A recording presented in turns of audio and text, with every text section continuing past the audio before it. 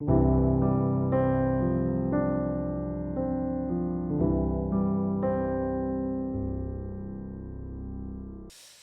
오늘은 팔복 세 번째 시간입니다. 팔복을 제가 계속 첫 번째, 두 번째 시간, 네 번째 복까지 말씀을 나누었습니다. 오늘은 그 팔복의 세 번째 시간입니다. 오늘 팔복에서 우리가 이 팔복의 말씀들을 살펴볼 때마다 여러분들은 어떠십니까? 저는 제 개인적으로 굉장히 은혜가 되고 있습니다. 이 팔복의 말씀들을 묵상할 때마다 제 안에 다시금 이 복의 기준들이 회복되어지는 것을 느끼곤 합니다. 이 팔복의 말씀을 시작한 것도 우리의 삶의 복의 기준을 다시 세우자는 취지에서 시작했습니다.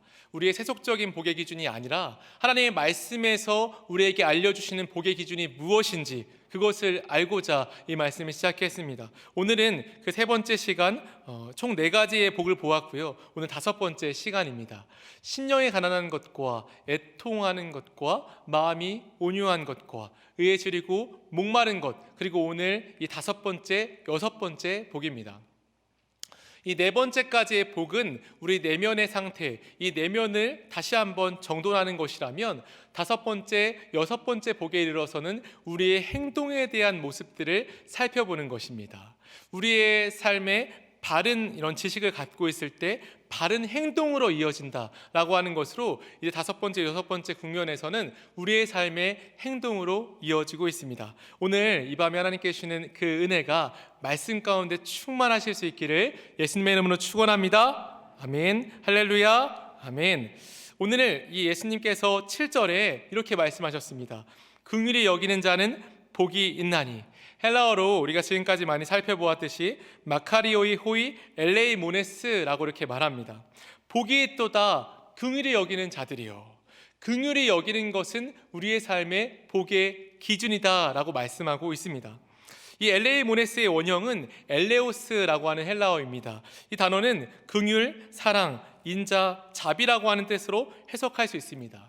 근데 이 엘레오스라고 하는 단어는 이렇게 간단 명료하게 해석할 수 있는 단순한 단어가 아닙니다. 이 단어를 어떤 성경 해석에서 제가 이 팔복을 설교하기 위해서 한 책을 한 5권 정도 참고하고 있는데요. 그 중에서 이 긍휼에 대한 복을 이야기할 때 이 긍휼의 뜻을 이렇게 말하는 책이 있습니다. 이 엘레오스라고 하는 단어는 상대의 피부 속으로 파고 들어가는 능력을 뜻한다라고 말합니다. 즉 내가 누군가에게 긍휼의 마음을 가졌다라고 하는 것은 그 사람의 피부의 깊숙한 곳으로 뚫고 들어가서 그의 마음의 한복판 가운데 거하고 그의 마음과 합해지려고 하는 힘과 의지가 담겨있는 단어다. 굉장히 장황하죠. 그런데 장황하지만 이 의미를 살펴보면 긍휼이라고 하는 이 단어를 총체적으로 설명하는 말입니다. 엘레오스는 다른 사람들의 피부 깊숙이 들어가 마음 한가운데에 그 사람의 마음과 합해지려고 하는 힘과 의지를 말한다는 것입니다.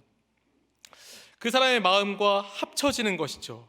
그 사람의 입장에서 함께 아파하고 함께 울어주는 것, 이것이 엘레오스 긍휼이라고 하는 단어의 뜻입니다. 그 사람의 마음과 딱 맞아진다는 것입니다.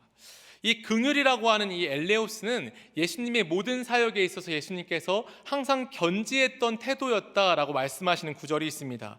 히브리서 2장 17절의 말씀에 보면 그러므로 그가 범사의 형제들과 같이 되심이 마땅하도다.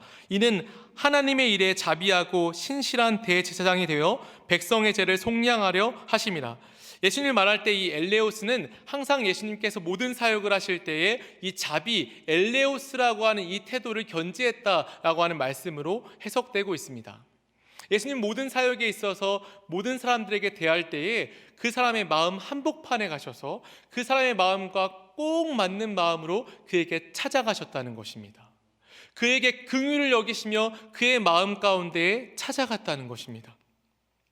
그래서 이 엘레오스라고 하는 단어를 히브리어로 말하면 굉장히 유명한 단어입니다. 바로 히브리어 헤세드입니다. 헤세드가 이 긍휼, 자비라고 하는 의미를 갖고 있습니다. 이 단어는 하나님을 향하여 많이 쓰인 단어입니다. 하나님의 성격을 헤세드하다라고 말해도 될 만큼 헤세드는 하나님을 향하여서, 하나님의 성격을 향하여서 많이 쓰인 단어입니다. 이 단어를 용례로 살펴보면 이렇습니다.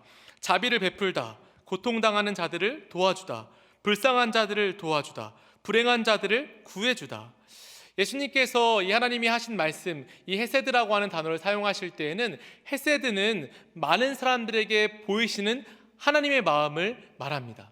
하나님의 마음 자체가 헤세드하다, 자비롭고 긍휼이 풍성하시다라고 우리는 설명할 수 있습니다. 헤세드 그 자체, 긍휼 자체가 하나님의 성격과 꼭 맞는다라고 하는 사실입니다. 이 긍휼과 비교할 수 있는 단어 중에 한 가지는 은혜라고 하는 단어가 있습니다.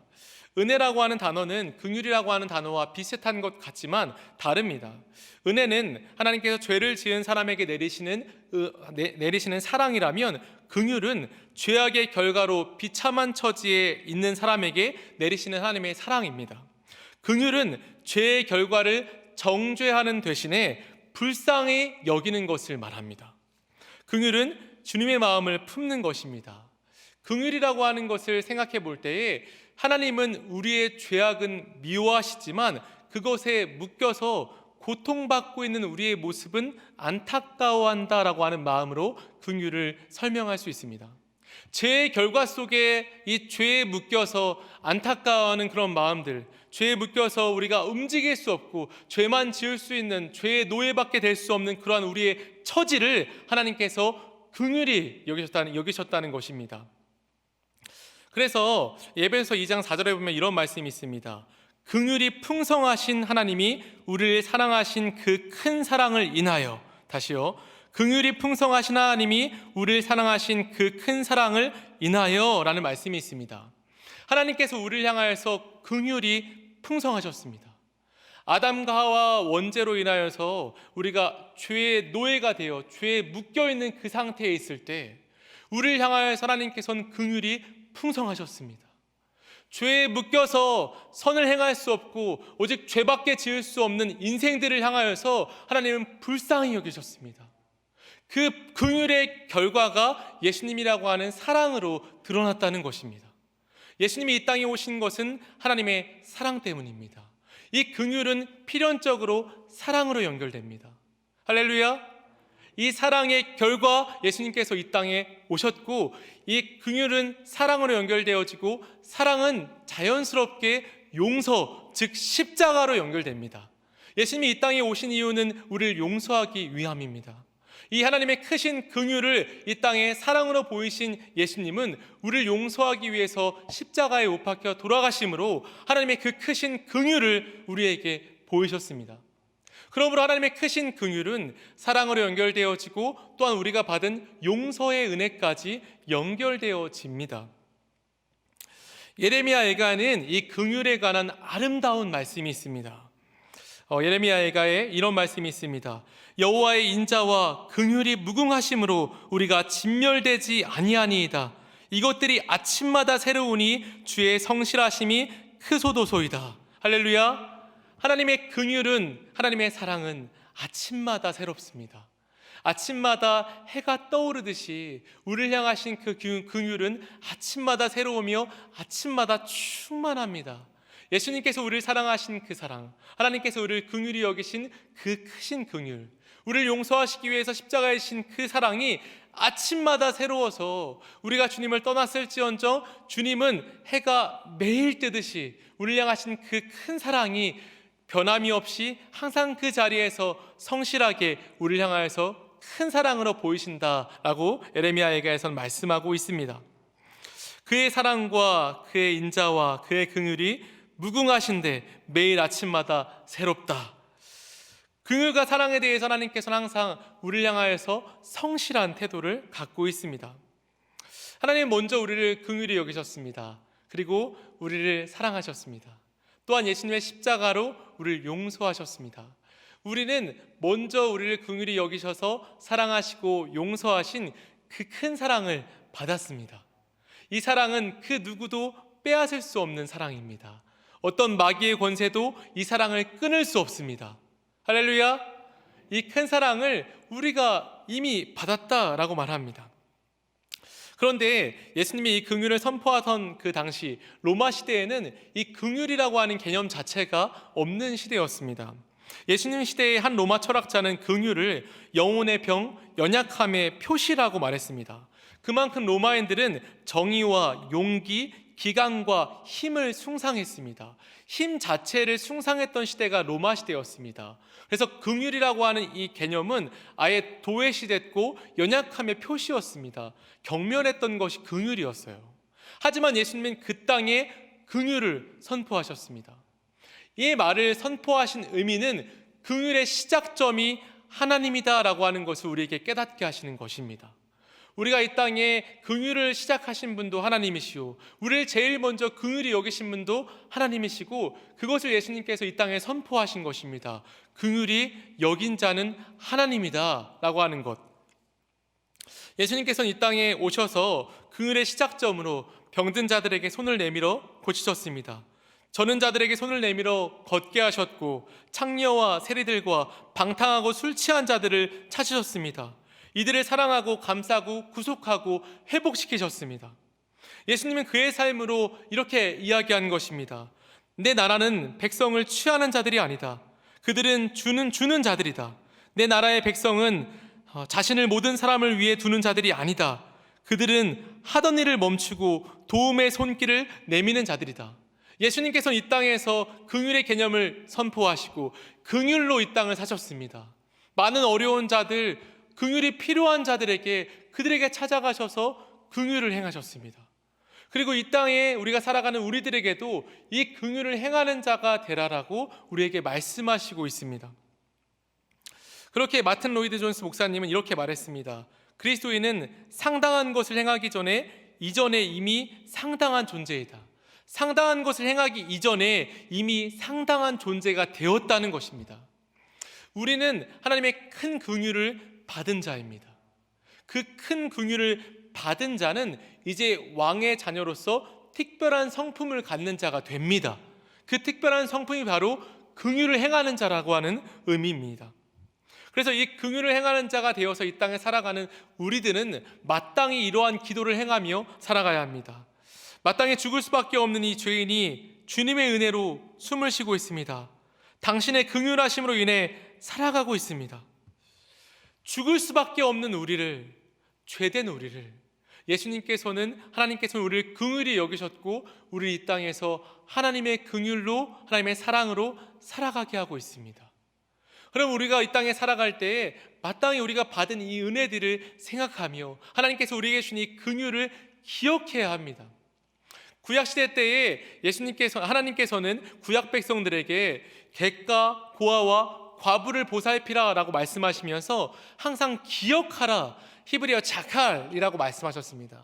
이 기억하라고 하는 내용은 무엇이었냐면 너희들이 애굽에서 종되었던 때를 기억하라는 것입니다. 마찬가지입니다. 우리가 이 땅에서 기억해야 하는 것은 우리가 죄로 인해서 죽을 수밖에 없는 존재였지만 그러한 우리를 긍휼히 여기신 하나님의 그 크신 긍휼을 기억하는 것입니다. 이것을 기억하고 구약시대 때에 객가, 고아와 과부를 돌보았던 것처럼 우리도 그들을 돌보는 삶을 사는 것을 우리가 항상 기억하는 것입니다.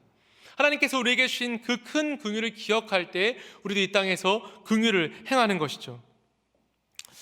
우리에게 주신 이 말씀, 하나님이 주신 이 한량없는 이 긍휼을 기억하고 행하라는 것입니다. 그래서 이 약속 뒤에는 뒤따르는 약속이 있습니다.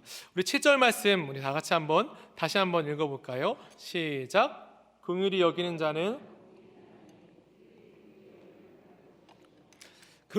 자는 복이 있나니 그들이 긍휼히 여김을 받을 것이다 라고 약속하고 있습니다.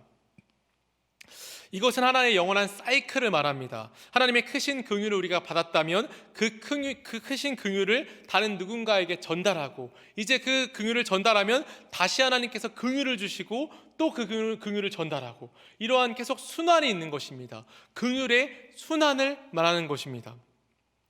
이 긍휼의 순환은 필연적으로 우리 공동체를 향합니다.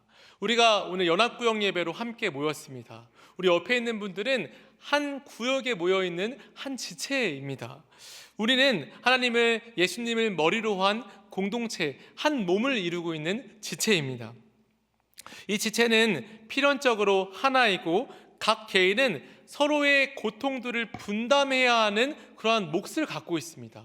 한 몸이 한쪽이 아프다고, 새끼손가락이 아프다고 새끼손가락을 잘라버릴 수 있습니까? 그렇지 않습니다. 새끼손가락이 아프면 옆에 있는 손가락이 새끼손가락을 받쳐줘야 합니다. 서로가 하나의 한 몸을 이루어서 서로 받쳐주고 서로 힘이 되어줘야 합니다. 이것이 한 지체로서의 역할입니다. 에베소서 4장 15절에서 16절에 이런 말씀이 있죠. 오직 사랑 안에서 참된 것을 하여 범사에 그에게까지 자랄지라. 그는 머리니 곧 그리스도라. 그에게서 온 몸이 각 마디를 통하여 도움을 받음으로 연결되고 결합되어 각지 지체의 분량대로 역사하여 그 몸을 자라게 하며 사랑 안에서 스스로 세우느니라. 우리는 서로 사랑하며 우리가 서로 사랑하는 것으로 서로 세워져야 합니다.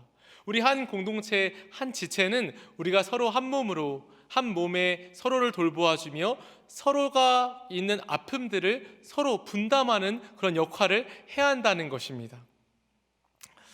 어떤 누군가는 건강하고 만족스럽고 먹고 마실 것이 풍족합니다. 그래서 어떠한 위협으로부터도 안전한 사람들이 있죠. 하지만 또 어떤 이들은 불행하고 불만족스럽고 가난하며 궁핍할 수 있습니다. 그런데 이것이 공동체의 특징입니다. 어떤 누군가는 부족하면 어떤 누군가는 넘치도록 있습니다. 이것은 서로 도와주게 하기 위한 하나님의 공동체의 방법입니다. 여러분들 서로 옆에 있는 분들을 위해서 기도하십니까? 할렐루야. 서로 옆에 있는 분들의 기도 제목을 알고 계십니까? 저는 아침마다 우리 교구 분들을 위해서 기도합니다. 기도할 때마다 생각나는 분들이 참 많이 있습니다. 어떤 투병하시는 분들이나 아픔에 있는 분들이나 수술 후에 아파하는 분들, 수술을 기다리고 있는 분들, 다리가 아파서 잘 걷지 못하는 분들, 수술을 받고 움직일 수 없는 분들, 암에 투병했던 분들, 그런 분들을 생각하면서 주님 얼마나 아플까요? 얼마나 힘들까요? 하나님께 간구하면서 새벽마다 기도합니다. 우리가 그렇게 서로 기도하면서 연결되고 서로를 붙잡아 주어야 합니다. 여러분들 옆에 있는 분들의 기도 제목을 알고 그분들을 위해서 기도할 수 있어야 합니다.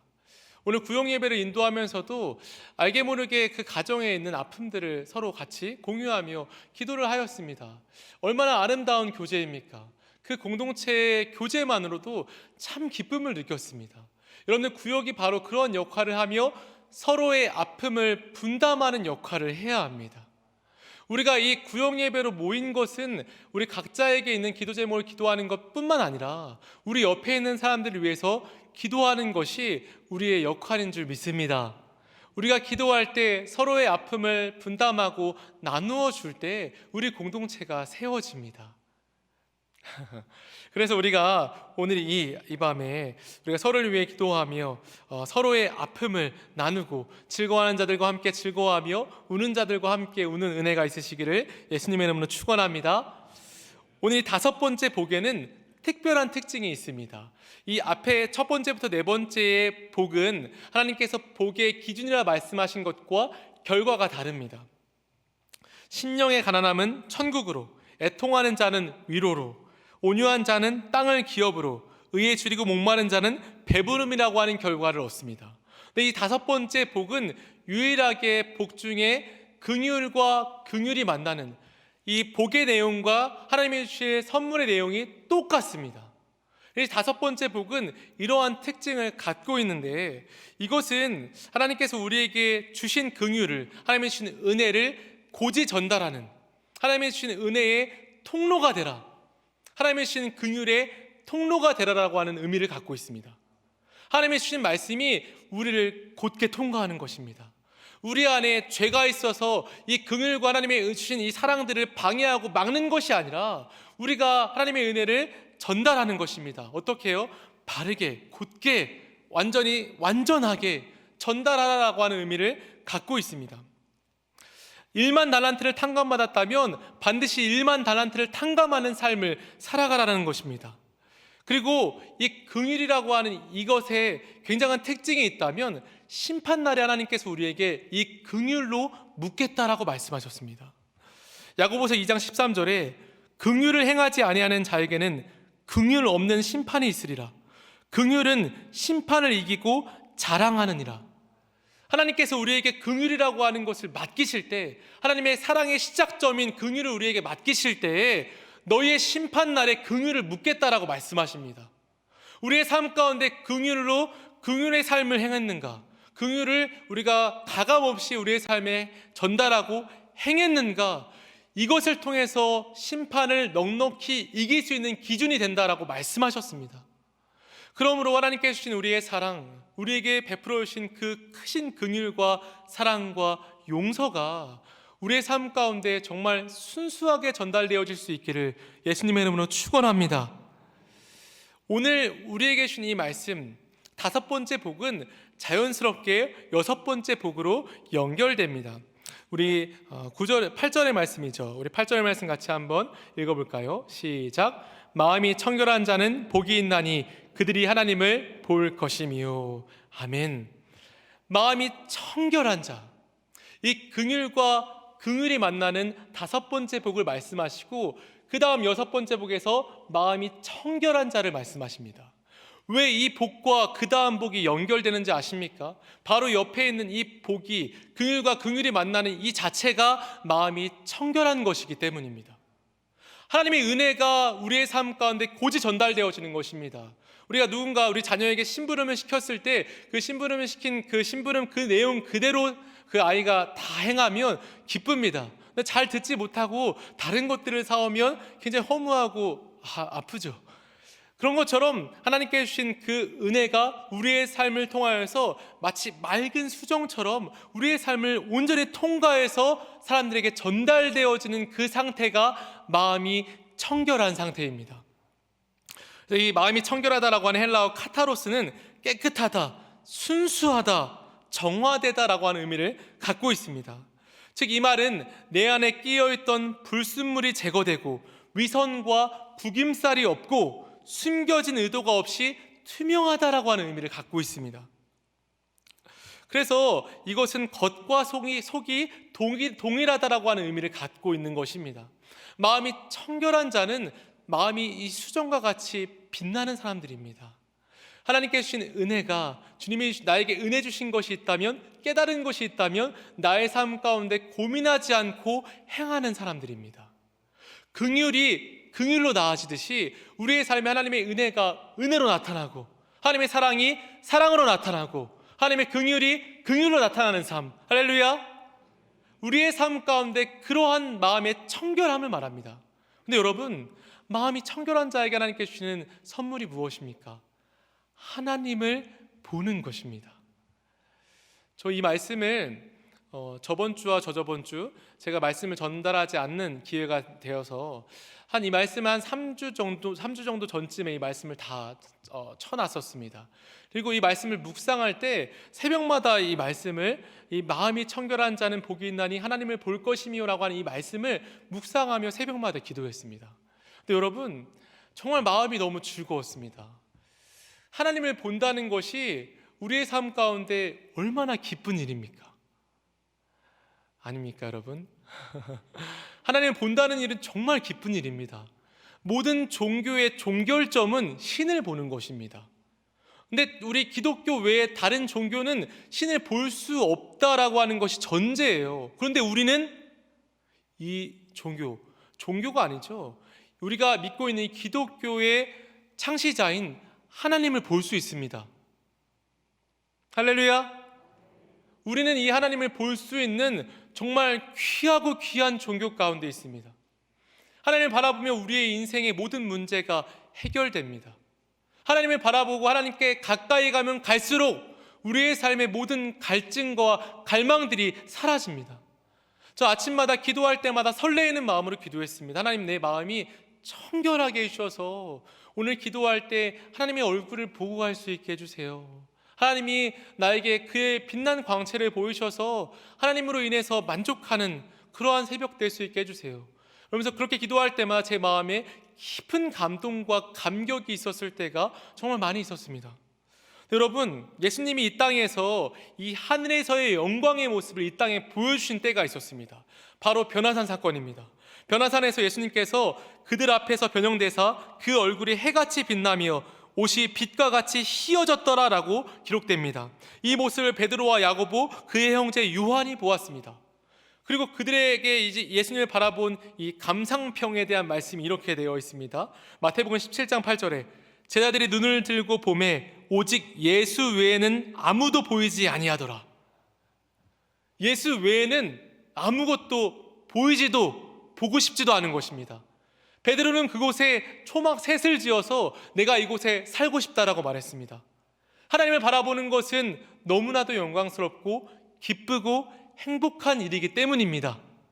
하나님을 바라볼 때에 우리의 마음속의 갈증과 우리의 마음에 식었던 마음들, 우리의 마음에 없어진 기쁨들이 다 회복되어지기 때문에 이 베드로는 예수님을 바라볼 때에 예수 외에는 보이지 않았다라고 말씀하고 있습니다.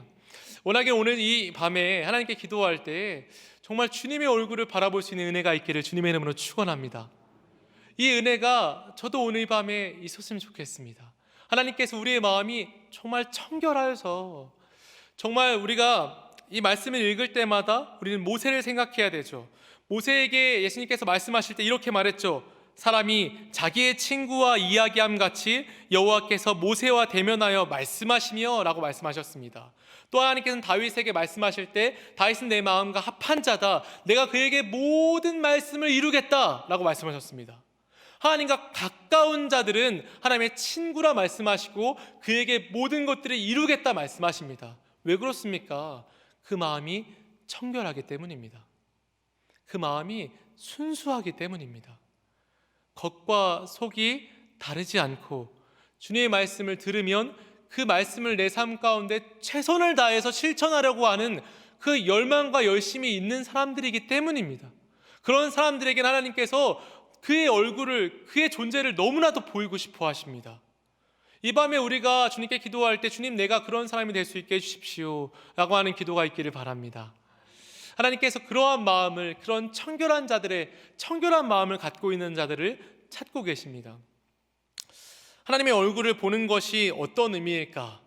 많이 묵상해 보면서 기도해 보았습니다. 그때 하나님께서 이 한 가지 사건을 깨닫게 하시는 사건이 있었습니다. 밤 사경, 즉 새벽 3시에 캄캄한 어둠 속에 제자들이 타고 있는 배가 떠 있었습니다. 저 멀리 예수님이 걸어오고 있었습니다. 제자들은 예수님을 보면서 유령이다 라고 말했습니다. 아마도 이 칠흑 같은 어둠 속에 예수님은 그의 영광의 빛이 조금은 빛난 것 같습니다. 그래서 저 멀리 예수님이 걸어오는 모습이 보였지만 예수님인지는 알 수 없으나 빛이 있는 것을 바라봤던 것 같습니다. 그랬더니 예수님께서 안심하라, 난이 두려워하지 마라 이렇게 말씀하십니다. 그러한 예수님을 바라보며 베드로가 어떠한 용기가 나서 예수님에게 이렇게 말했습니다. 저도 물 위를 걷고 싶습니다. 걷기를 소망했고 예수님께서는 오라 라고 말씀하셨습니다. 그리고 이 말씀에 이렇게 적혀 있습니다. 물 위를 걸어서 예수께로 갔다라고 기록됩니다. 베드로는 그 물 위를 예수님만을 바라보며 걸어갔습니다. 그런데 예수님을 바라보고 걸어가고 있을 때에 곧 이어서 이런 말씀이 나옵니다. 바람을 보고 무서워 빠져가는지라. 바람이 부는 것을 보았다라고 말합니다. 그런데 여러분, 이 당시에 새벽 3시입니다. 칠흑 같은 어둠이 있어요. 이 파도가 술렁이는 것조차 볼 수 없는 때입니다. 그렇다면 바람이 부는 것을 무엇을 통해 보았겠습니까? 저는 이 말씀을 묵상해 보면서 예수님의 옷이 펄럭이는 것을 통해서 바람이 부는 것을 보지 않았을까라고 하는 생각을 해보았습니다. 그러니까 이 베드로가 예수님의 옷이 펄럭이는 것을 바라볼 때에 현실을 자각하고 바람이 분다라고 하는 것을 깨닫게 되어진 것이죠.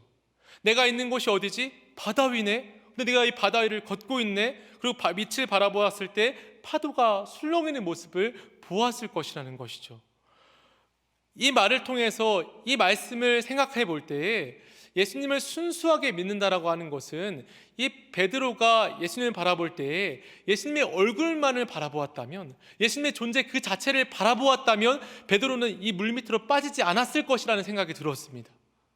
즉 예수님이라고 하는 그분을 온전히 바라보았을 때 내 생각과 내 마음에 있는 내 선입견과 이런 내 생각들을 그 예수님에게 대입하지 않았을 때, 현실이라고 하는 벽을 예수님에게 대입하지 않았을 때 베드로는 끝까지 예수님과 함께 물 위를 걸을 수 있었다는 것입니다. 사랑하는 충신 성도 여러분, 우리가 예수님을 믿을 때에 우리의 생각이 예수님의 말씀에 개입될 때가 참 많이 있습니다. 하나님께서 우리에게 이렇게 말씀하셨는데 내 생각에는 이렇게 안 될 것 같아, 내 생각에는 이렇게 하면 예수님의 말씀이 더 잘 될 것 같다라고 하는 그러한 선입견과 우리의 생각을 예수님의 말씀에 더할 때가 참 많이 있습니다. 그때의 물밑으로 빠지는 것입니다. 하나님의 얼굴을 바라본다는 것이 무엇입니까? 하나님께서 우리에게 말씀하시는 것 그대로 살아가는 것입니다. 그대로 우리의 삶 가운데 행하는 것입니다. 예수님의 얼굴을 바라보고 그 예수님을 따라가는 것입니다. 오늘 말씀을 앞두고 오늘 이 본당에서 기도를 할 때 오늘은 왠지 이 앞에서 무릎을 꿇고 기도하고 싶었습니다. 이 앞에서 무릎을 꿇고 기도하는데 옛날 고등부 시절이 생각났습니다. 저희 고등부 목사님께서 항상 기도할 때는 이 아랫강단에서 기도해라 라고 이렇게 가르쳐 주셨습니다. 강단과 가까운 곳에서 이 아랫강단에서 무릎을 꿇고 기도하면 하나님께서 더 큰 은혜를 주신다, 하나님을 향하여서 두 손을 들고 무릎을 꿇고 기도해라 라고 이렇게 말씀했던 것이 생각이 났습니다. 우리 옛날에 기도할 때 그랬잖아요. 이 아랫강단에 모이고 또 자리가 없으면 윗강단에 이 강대산을 향하여서 기도하기도 했잖아요. 그때의 모습이 생각나면서 참 순수한 신앙을 기억해 보았습니다. 하나님을 향하여서 순수하게 은혜를 간구했던 정말 어린 시절의 기도, 그 시절을 생각하면서 오늘 기도를 준비하며 울면서 애통하면서 기도했습니다. 사랑하는 충신 성도 여러분, 우리가 오늘 이 복의 기준 5번째, 6번째 복의 기준을 살펴보았습니다. 이 5번째, 6번째 복의 기준은 심플합니다. 하나님께서 우리에게 주신 그 긍휼과 사랑과 은혜와 용서가 우리의 삶을 통과할 때 아무런 불순물이 없이 우리의 생각과 우리의 선입견이라고 하는 통로를 지나가지 않고 순수한 수정과 같이 우리를 통할 때 순수하게 지나가는 것을 복이라라고 말씀하고 있습니다. 우리가 주의 말씀을 고지 들을 수 있다면 그것은 우리의 삶의 복의 기준입니다. 할렐루야. 우리의 삶 가운데 우리가 주의 말씀에 나의 생각을 넣지 않고 이 말씀을 들었을 때 그래, 그렇게 행해야겠다, 그렇게 살아가 보아야겠다 라고 하는 이 결단과 의지는 우리의 삶의 복의 기준입니다. 그러한 자들에게 하나님께서 마음이 청결하다라고 말씀하시고 결국에 하나님의 얼굴을 보게 하십니다. 오늘 이 밤에 하나님께 그렇게 간구했으면 좋겠습니다. 주님, 나의 삶을 통과하는 그 하나님의 은혜가 순수하게 나를 통과할 수 있도록 내 안에 있는 그런 불순물들과 내 안에 있는 죄악들이 다 사라지게 하여 주시옵소서. 그래서 하나님의 주신 그 은혜가 나를 온전히 통과하여 마음이 청결하여 주님의 얼굴을 매일마다 바라보며 주님과 아름다운 교제의 삶, 이 복된 삶을 살아갈 수 있는 나의 신앙이 될 수 있게 해달라고, 그런 신앙의 고백이 있을 수 있기를 예수님의 이름으로 축원합니다. 우리 함께 기도하겠습니다.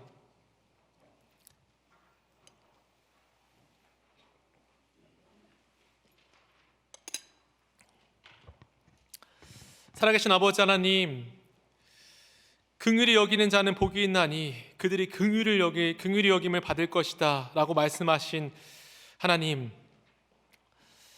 정말 원하옵기는 우리의 삶에 주의 은혜가 고지곧대로 하나님께서 말씀하신 그대로 통과되어질 수 있는 삶이 되어질 수 있기를 바랍니다.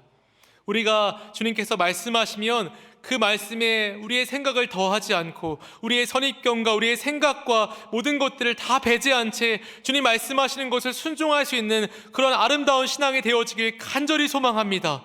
이것이 복의 기준이라 말씀하신 하나님, 우리가 오늘 이 밤에 이 복의 기준을 회복할 수 있도록 주께서 역사하여 주시옵소서. 주님이 주신 긍휼과 사랑과 용서가 우리의 삶을 온전히 통과하여 우리도 긍휼을 행하며 사랑을 행하며 용서를 행할 수 있는 우리의 신앙이 되어질 수 있도록 주여 역사하여 주시옵소서. 주님께 주실 은혜가 이 자리에 충만하게 있어서 하나님의 얼굴을 바라보며 주님께 나아가며 주님의 존재 앞에 하나님의 얼굴만을 바라보며 주님께 나아갈 나아갈 수 있는 그런 귀한 시간 될 수 있도록 주 역사하여 주시옵소서. 이 시간 기도할 때 어떤 악한 마귀도 틈타지 못하도록 주께서 불담대어 보호하여 주시고, 우리가 주님께 간구할 때마다 주님 응답해 주시는 귀한 밤 될 수 있도록 주 역사하여 주시옵소서. 감사합니다. 예수님의 이름을 감사하며 기도합니다. 아멘.